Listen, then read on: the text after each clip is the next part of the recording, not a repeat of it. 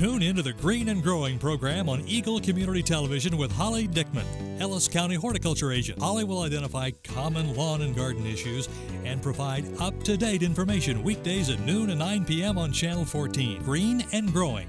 Brought to you by Eagle Community Television and Riedel's Garden Center, a full-service garden center west of Hayes on Highway 40 next to the Bickle Schmidt Sports Complex. As we get into some warmer weather coming up here in the next several months, we need to talk about how to water things efficiently.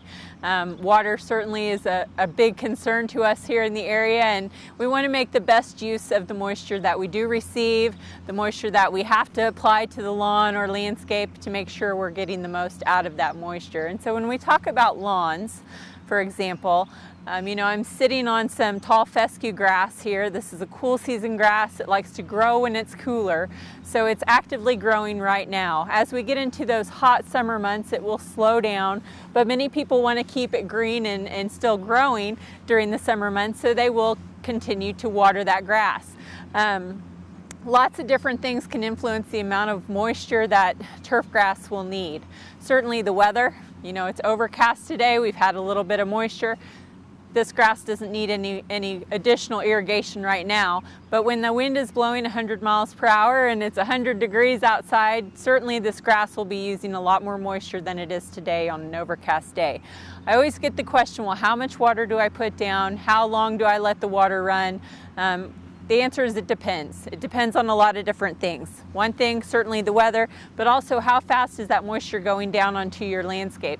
You want to make sure that it's going down slow enough so that it's actually soaking into the soil versus running off. We have fairly heavy clay soils in this area, and so we do have that tendency, I guess, if we put the moisture down or the irrigation down too quickly, it'll run off versus soaking in, and that's just a waste of water essentially.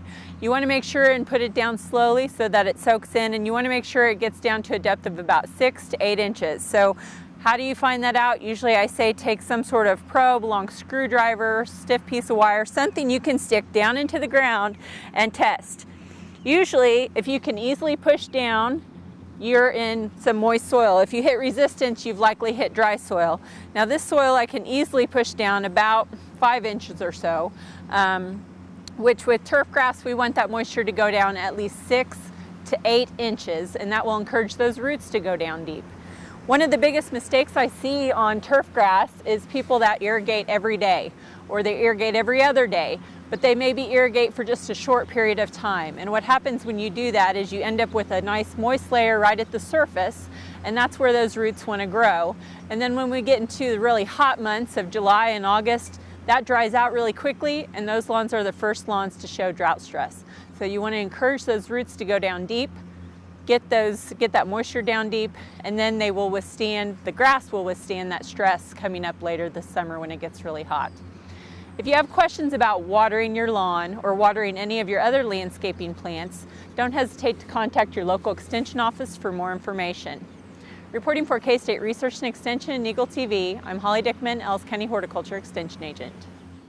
Tune into the Green and Growing program on Eagle Community Television with Holly Dickman, Ellis County Horticulture Agent. Holly will identify common lawn and garden issues and provide up-to-date information weekdays at noon and 9 p.m. on Channel 14. Green and Growing. Brought to you by Eagle Community Television and Riedel's Garden Center, a full-service garden center west of Hayes on Highway 40 next to the Bickle Schmidt Sports Complex.